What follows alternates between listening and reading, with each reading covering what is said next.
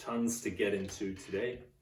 First of all, congrats, John Ram, completing the Masters, winning it. The 28-year-old from Spain came in clutch at the end, and he got it done. He was up against a lot of big names. Koepka and Mickelson. They were really giving it to him. it was a very close ending there on Sunday. So a lot of anticipation for sure was built up from that one. Koepka couldn't really keep the momentum that he had going. It was a tough fourth round, and at the end, he was able to get a little bit closer. And so was Mickelson. Hovland wasn't able to keep up where he was, and neither was Spieth. A bunch of other guys were in the race, but it just seemed like Rahm was able to keep the distance that he needed, and that was the biggest kind of separation that kept him going. Mickelson is a G. He keeps plugging away. I didn't expect to see him, get up there, especially at the end with the leaders, but well deserved. A few birdies and eagle helped him out with the fourth round. It was pretty cool. Well, lots was going on Sunday. So, and of course on Saturday, Israel Adesanya against Alex Pereira. Wow, that was pretty exciting to see that KO. I thought it would be a little bit closer, and that it would probably go a little bit longer. Go the distance at least. But man, he just was plugging away, getting everything that he wanted to. They say that revenge is sweet, and you could say I have a sweet tooth. So the comments didn't stop at the end; they just kept going. So very exciting moments there for sure on Saturday at the UFC. The main event didn't disappoint, but man. So those weekend headlines, obviously, we can get into baseball. Lots is going on. Tampa Bay Rays 10-0. They just beat the first game of the series against the Boston Red Sox. First time since 1987 we've seen that. And the Rays are just rolling. I mean, everything's going great. We got some amazing pitching from Drew Rasmussen and Jeffrey Springs. Glasnow, he'll be coming back. Eflin's been doing his part, but it's been a whole just amalgamation of a team that's playing together to win, to get the runs as well, because they won 1-0, 11-0, 10-0, like not giving much of an ounce of anything to their opponents. Adam Duvall fractured wrist. I mean, the Red Sox, they're trying to figure things out. I think that they are capable of scoring runs. They're capable of getting it done. Pitching, it's an issue. Defense, it's an issue. You've got these older guys like Duvall and Turner, and then you got the younger guys, like Devers and Verdugo.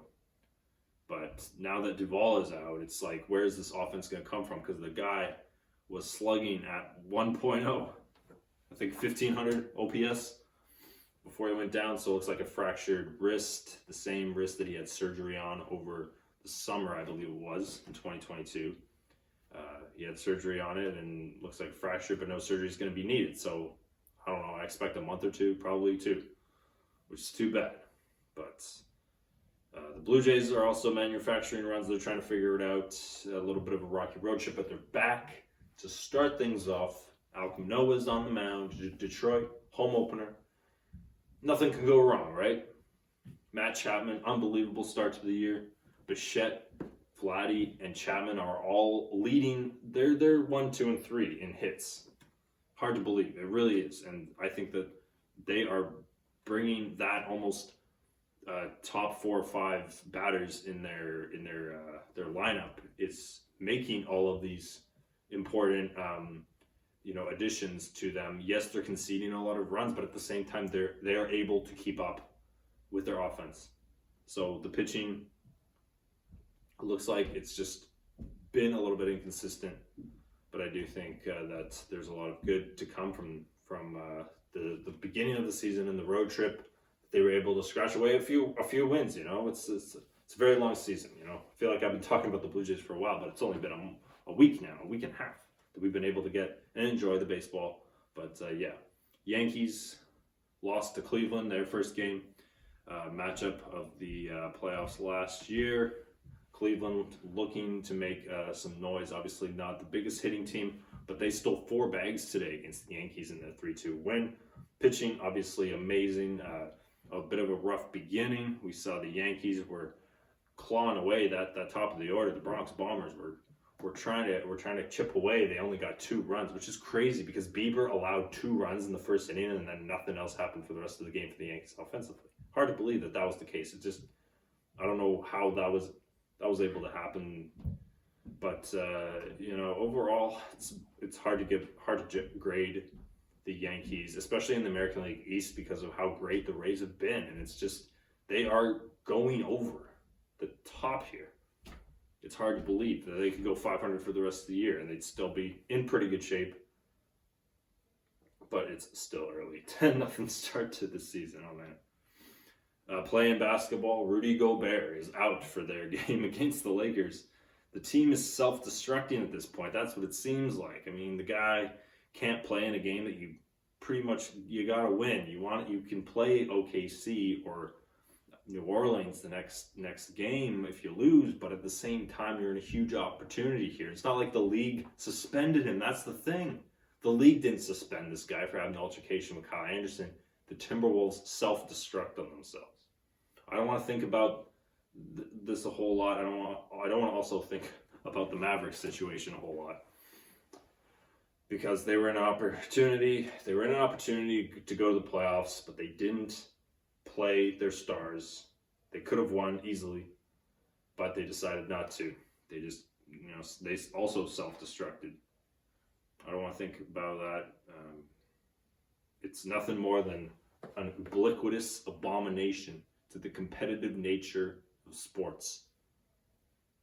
Bombing for Wembanyama, that's certainly not the case. That's not what they were doing, because they were on the outskirts of the playoffs. Very close to the fringe. Very close to being in it. In the fringe, close to being in it. So you're not getting Wembanyama, okay? You're not the Pistons. You're not the Spurs. What you decided to do is rest your players. Were they injured? Were they?